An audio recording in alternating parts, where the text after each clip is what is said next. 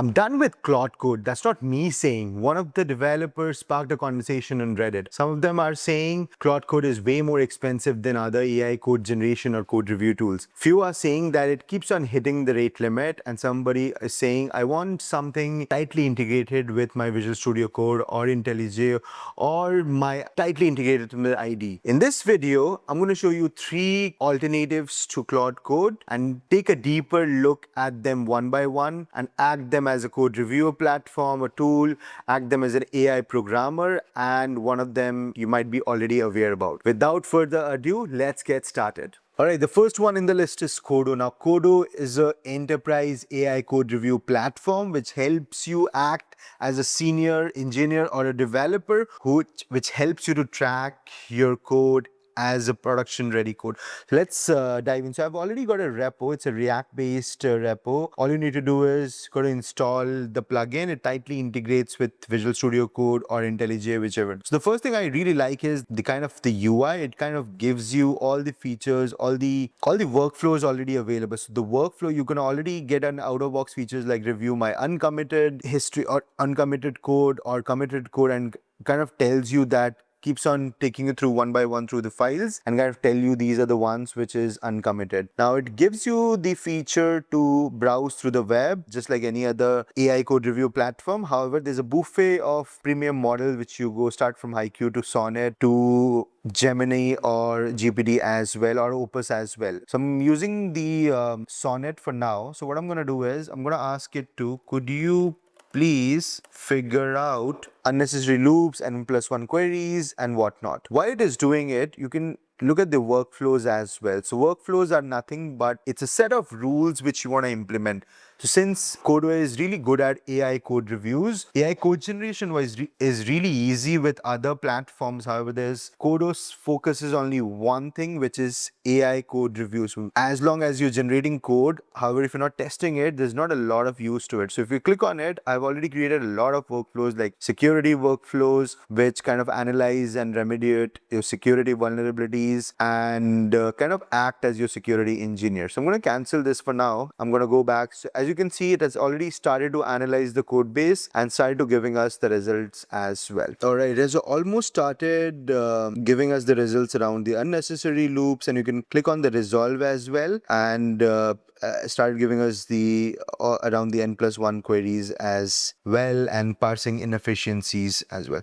So while it is doing it, I'm going to now show you the workflows, how workflow kind of run. Can you check for any issues? So one of the things Qodo is really good at is perhaps checking out, reviewing your code base so that it makes sure that the coding standards and the architecture are followed across. So if you look at all you had to do is just run the workflow and it picked up the rules, the guardrails which you have set, which could be about checking out the linting issues or figuring out the vulnerabilities or injection issues or whatnot. So you can straight away insert from here or copy it from here as well, and it starts inserting right in front of you, and you can copy as well, insert as well, whatever you wish to do. Similar over here as well, you can analyze and inspect the code base as well. Very done. That's pretty much all. I wanted it to review the entire code base as well. All right, so while it has already figured out all the optimization, it's now asking me whether we would like it to apply the fixes or not. So now what I'm going to ask is, I'm going to ask it any secrets or anything which is exposed in the repo. And that's what I really love about Qodo, that it acts as an actual security engine. You're going to figure out if there are any environment variables or API keys are kind of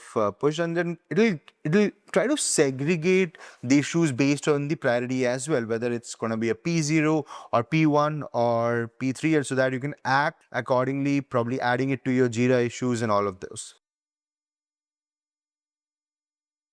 All right, it has already started to figure out that there are already critical issues or alerts found in the repo. It says that there are OpenAI key exposed, not recommended at all. Also, what I like is that there are some emoticons icons used to kind of tell users that which one is a red flag and which one is not. And then the impact is this, and immediate action, it's kind of highlighting that this is the immediate action. You should rotate it right away. There's bunch of more super base keys and Firebase base keys are also kind of exposed and whatnot. It kind of created a summary, and I really liked it about it. If you want to create a workflows like this, you can simply type / and then all you need to do is create a new workflow, give the workflow a name, give it a name as linting workflow, and make sure it runs a linting check before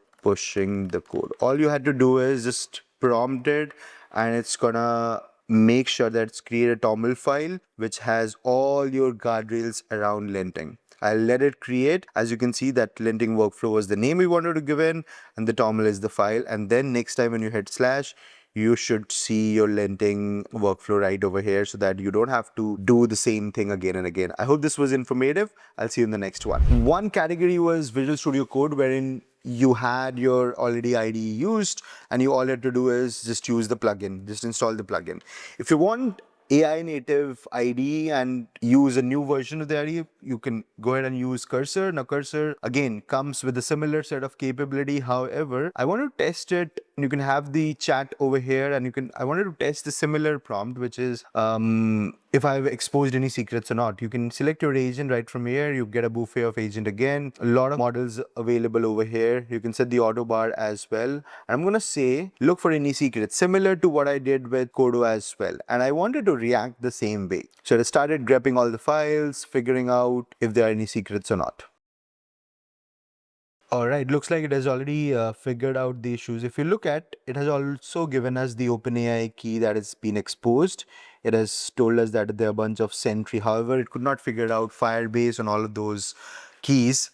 Now, if you notice the output of Qodo was way different. It kind of had an urgency. It told you that, look, you have exposed OpenAI key. You got to go to the portal and rotate the key right away, and you have a limited time frame also. There's no urgency. There's no emoticons over here. There's no icons over here. So it doesn't give you that feel that it's something is important has really happened, and you got to react really quickly on top of it. So when it comes to coding review platforms and security reviews, Qodo kind of wins over here. However, you get similar features around if you wish to set the rules and workflow which you did in the Qodo.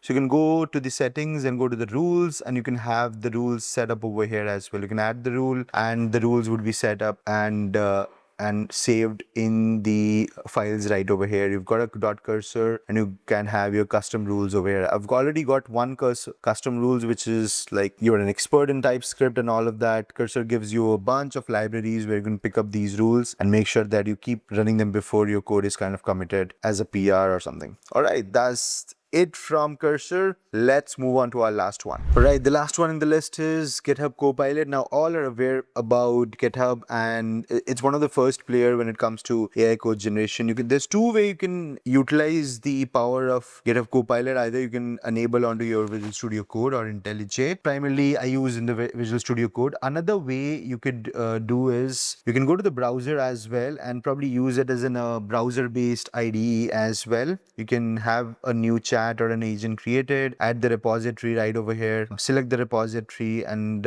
possibly do the similar set of stuff. You can enable the models which you want, Sonnet, GPT, whichever you want. Go ahead and probably say the same stuff. Check for any vulnerabilities or security issues, and as soon as you enter, it's pleasingly fast.